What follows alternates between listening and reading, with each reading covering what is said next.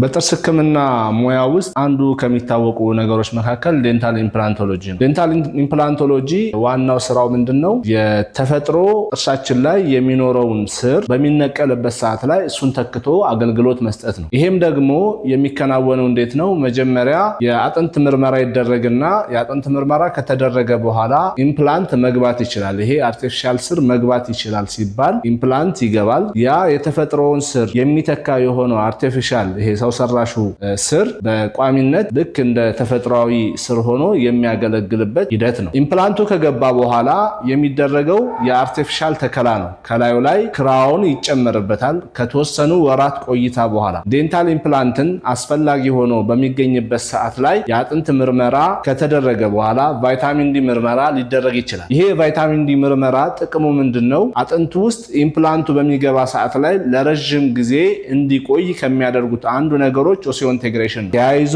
ይቆያል፣ ከአጥንት ጋር ይዋሃዳል። ከዛ በኋላ በላዩ ላይ ክራውን ይጨመራል። ቫይታሚን ዲ ምርመራ ካደረግን ግን ምናልባት እጥረት ካለ ቫይታሚን ዲ እንዲወስድ ይደረጋል። ቫይታሚን ዲ ከወሰደ በኋላ የቫይታሚን ዲ መጠኑ ሲስተካከል ኢምፕላንቱ በሚገባ ሰዓት ላይ ኦሲዮኢንቴግሬሽን የምንለው ከአጥንት ጋር የሚዋሃድበት ሂደት ለረጅም ጊዜ የሚቆይበትን ዋስትና ስለሚሰጠን በዛ አይነት መልኩ ኢምፕላንቱ እንዲሰራለት ይደረጋል። በተጨማሪ ደግሞ የደም መርጋት ችግር ከደም ጋር የተገናኙ ምርመራዎችን እናደርጋለን። ሲቢሲ እንለዋል። ይሄ ምርመራ ደግሞ ዋነኛው ጠቀሜታው ምንድነው? ማይነር ሰርጀሪ ነው። በሚሰራበት ሰዓት ላይ የደም መርጋት ችግር ካለ በዛ ምርመራ አስቀድመን ማወቅ እንችላለን። እንዲሁም ደግሞ ሌላ የስኳር ምርመራ፣ ሌሎችን ተያያዥ ምርመራዎችን እናደርጋለን። ስኳር የ3 ወር ምርመራ ውጤቱ ምናልባት 7 እና ከ7 በታች ከሆነ ዴንታል ኢምፕላንት ማስተከል ይቻላል ተብሎ ወደ ፕሮሲጀሩ ወይም ደግሞ ኢምፕላንት ወደ ማስገባት ሂደት ይገባል ማለት ነው። መሰል ጠቃሚ መረጃዎችን እንዲያገኙ